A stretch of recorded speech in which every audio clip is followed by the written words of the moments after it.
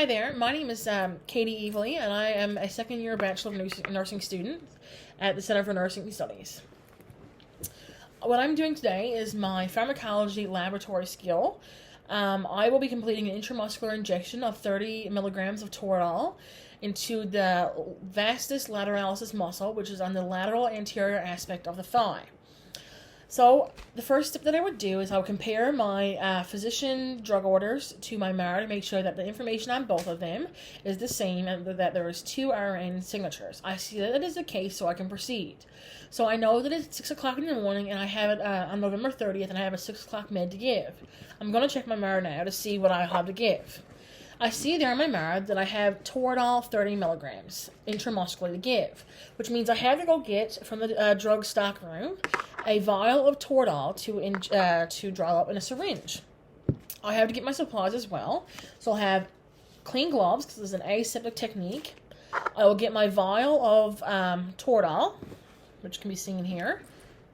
So that's a 2 milliliter vial of Toradol. It says Ketorolac, but Ketorolac is a generic name for Toradol, so it's still fine to give. So it's a 2 milliliter vial.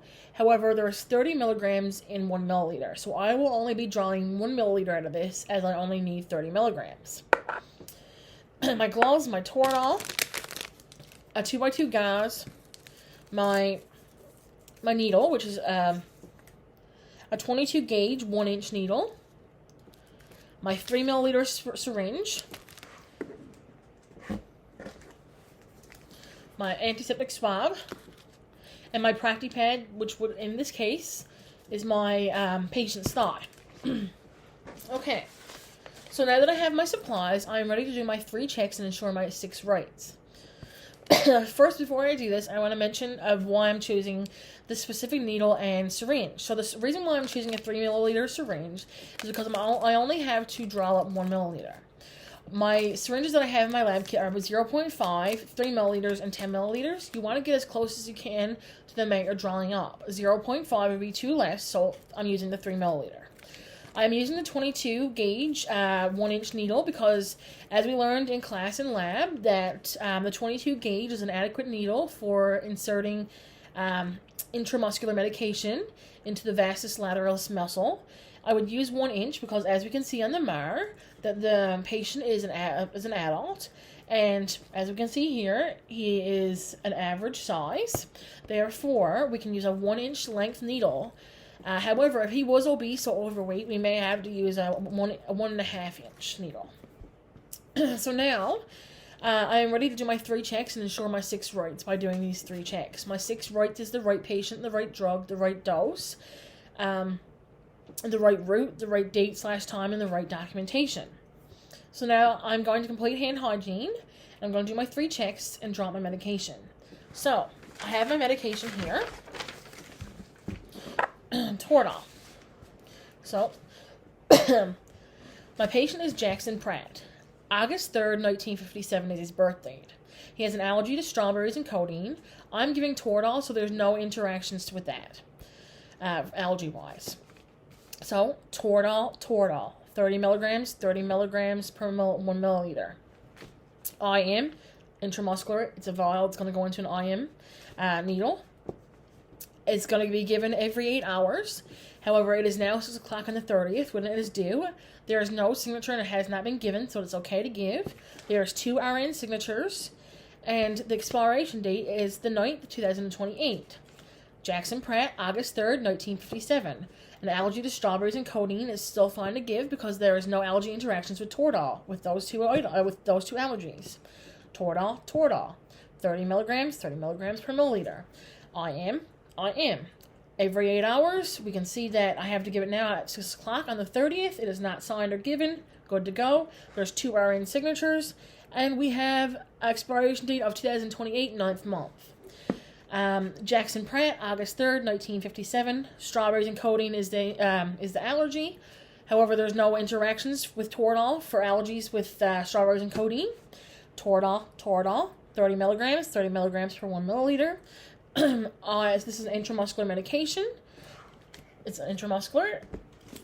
It's every 8 hours. However, I got to give it now at 6 o'clock on the 30th. It is not signed off or given, so therefore I can give it. There's 2 RN signatures, so that's fine. That's okay now, because if there wasn't 2 signatures, I wouldn't be able to give the medication. So there is 2 signatures, and the expiration date is the 9th month, 2028. So it is still fine to give because it's 2021. Alright, so now I am ready to drop some medication. So I'm going to complete my hand hygiene. I'm going to open up my antiseptic swab.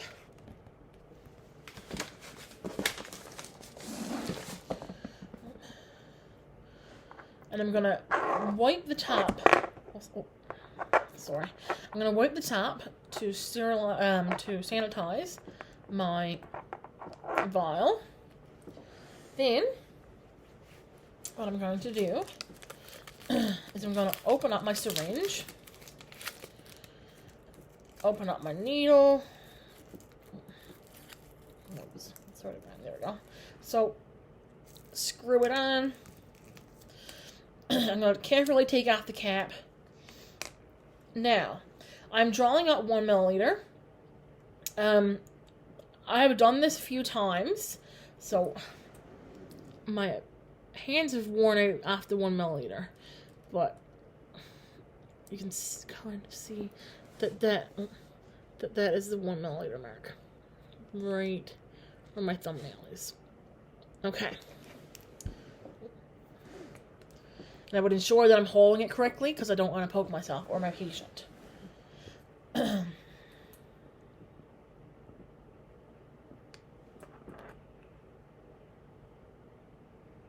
So I'm going to aspirate for 1 milliliter.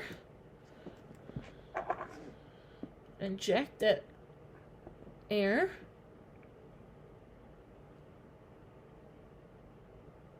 Into the vial. Flip it up to ensure that 1 milliliter.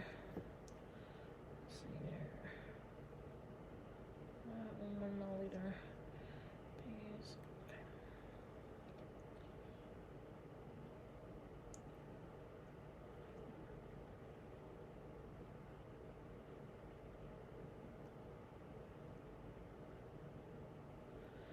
Okay. It's hard to see with the syringe as the numbers. Okay, there we go. I can see the 1. Okay, so I have an air bubble. So what I'm going to do is I find that whenever I leave it in the bottle, it doesn't really help. So what I'm going to do is I'm going to recap my needle as I got to regardless. You can see that is 1 milliliter.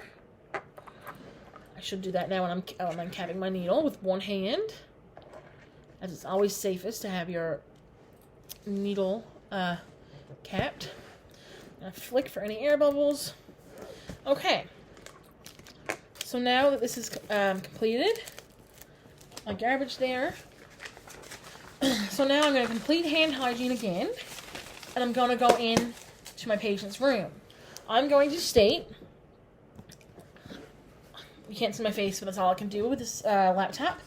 I'm going to, so now I'm going to state, hi, my name is Katie. I am your student nurse for today. Can I have your name, please, and date of birth?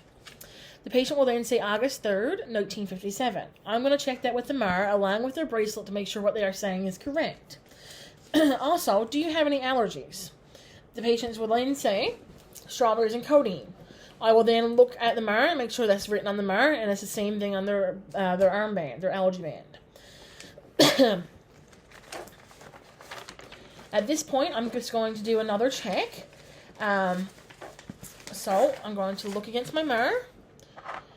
I know that he just stated Jackson Pratt, August 3rd, 1957, an allergy to strawberries and codeine. That's fine because this is Toradol.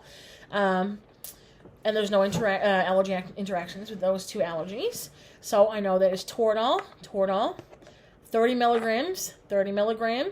So it says here 30 milligrams per 1 milliliter, and I have 1 milliliter drawn up. The light's kind of hard to see. There is no air bubbles in it though. She's good. So that's 30 milligrams, intramuscular. Every 8 hours. It's now 6 o'clock in the morning on the 30th of November. It's due, so I'm able to give it. There's 2 RN signatures on the MAR, And the expiration date on the vial was the 9th for 2028, so that means that this doesn't, in the injection, and the needle does not expire until 2028. So we are good to give it. So then I state to the patient, okay, Mr. Pratt, I am going to administer an IM injection, which is an intramuscular injection, to your vastus lateralis muscle, which will be on the lateral side of your anterior compartment of your thigh. This medication is for Toradol, which is a non-steroidal, anti-inflammatory, and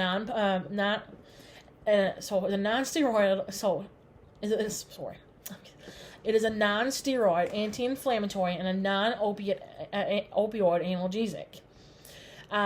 The generic name for this brand is Ketorolac. This should help decrease any pain and inflammation that you may be having.